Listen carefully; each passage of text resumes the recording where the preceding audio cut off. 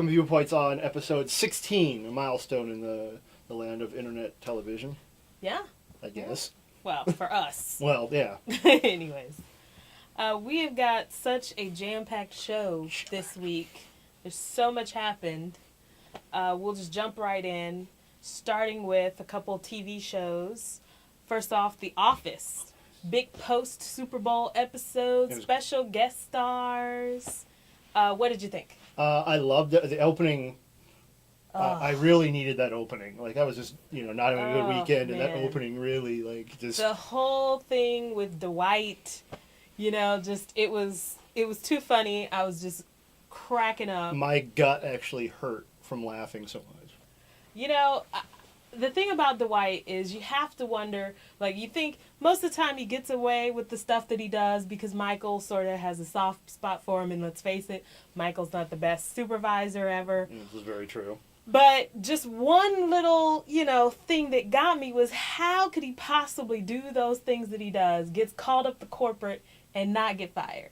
I think the thing is he's the best salesman in the company. That's the only thing. And they need, I think they've kind of said in the last few episodes the company's doing really horrible. They established that Scranton is the only office that makes any money. Yeah, and him and, Michael and Dwight did get that list of the competitors. Sure. So I think, and plus, yeah, we really can't take it, we can't really base that against other things like Heroes Lost, where we take leaps of faith there. Yeah, and Stanley got to be a big star of the episode as well, and just hilariously, realizes that he's basically going to die working at Dunder Mifflin. What was that line you said that you loved? He's working, I feel like I'm working in my own coffin. Like, wow.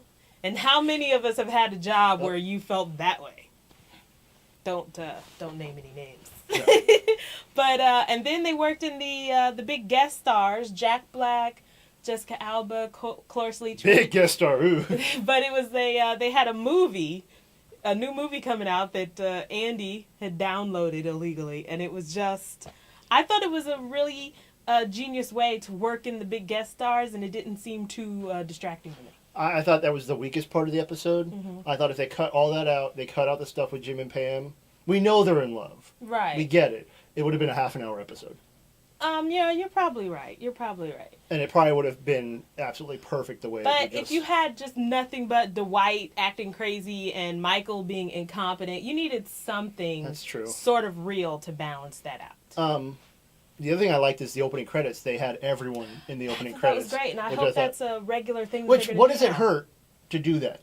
It doesn't hurt anyone to do that. Clearly, yes, there are stars, but it's also such a great ensemble that everybody should be recognized. Because I was a little afraid at first because they just had Ed Helms by himself. I'm like, oh, they promoted him. Mm-hmm. And then they promoted everyone. I'm like, oh, that's really cool. Right. Everyone's a vital part of that show. And then we got a clip for what's going to be this week's episode, which I told you was really funny that Karen walks in, who was Jim's ex-girlfriend, and she's pregnant. And Michael and I had the same exact thought in our head. I think everybody had the same thought, and the great thing about Michael Scott is he just says what everybody's thinking, but is much too polite to say out loud. Yeah. And, of course, our favorite new catchphrase is, boom, roasted.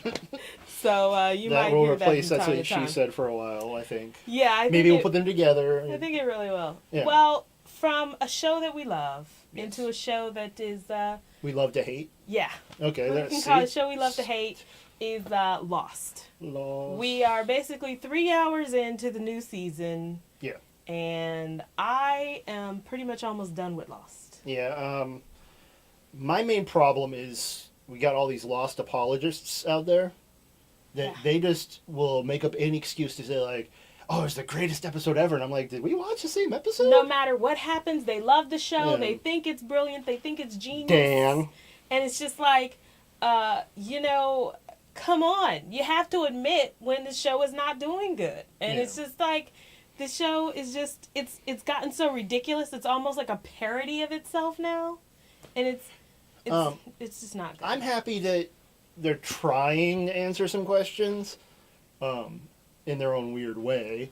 I just think the time travel is killing the show. It's killing me, I'll tell you that. If they had just not done any of the time travel and they had just stuck with a straight 6 of them got off the island, some of them are stuck on the island, there's some crazy stuff going on, and these 6 have to come back to save everybody else. They could have stuck to that sort of storyline without all the crazy time travel. It still would have made for compelling TV. No, it would have, and that's the thing that's kind of driving me nuts is I don't know where, and I'm like, have to remember, like, oh, wait, was that in that episode, or what was this, and, like, do I need Cliff Notes version? Do I need to keep a notepad by me? What I always say is you need a flow chart, like a graph of what's going on. And a nice pie chart with some brainstorming charts. The one thing I do like, the only thing I find really interesting is the storyline and the backstory of Richard Alpert. I'd like to know more about him. Just other than the answer that he's really, really old. First of all, we see him in the present day, and he's just one of the others, and then we see him in 1954, and he's not changed at all. He still looks young like he does nowadays. I mean, is he immortal? Is he traveling through time? Is that Richard Alpert's grandfather? But then it's weird when he first meets Ben as a boy. He has like this long, scraggly hair, and so you're like, okay, so maybe he's just with the times, or right. So I'd like to know more about his backstory. So if they want to do an episode where they do some flashbacks, maybe they can focus on him. I'm sure they will. I'm sure that's coming. But that's the only thing that's really keeping me interested right now, and I just find I'm just growing more and more disinterested. And with American Idol, going to be stretched into its 2-hour episodes right around the corner, I don't know how they're going to keep me interested. Well, they're kind of answering some questions. That's what all the apologists and all the producers are saying. This time travel is going to allow us to answer these questions. And one of the questions that was answered was, why is, what's his name? Richard? No, the other guy. Locke. Widmore. Why is Widmore, Widmore so, why does he got a stick up his butt? Why is he so angry and everything? Mm-hmm. And this last episode kind of, at least, plugged the light in to show, to shed a little light that he was an other. I guess. So we don't know why. Of course, when they answer a question, they always give you like 80 more. Yeah. So we know he was another in the 50s. Well, he's a young kid or a young boy. So something happened. Of course, we're going to get that eventually, I'm sure.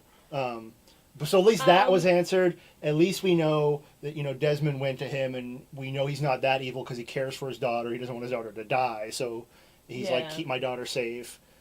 So at least there's that to keep me kind of. I don't know. I'm almost done with Lost, but I'm gonna keep going. So I don't know about you, but I'm gonna give it a couple more chances, but it better come with something really good to keep me interested. So one more episode, you think because I think this one's a Kate-centric episode this week. So I think they've got about 2 weeks before American Idol starts competing against them. So I'll give them those 2 more weeks. Well.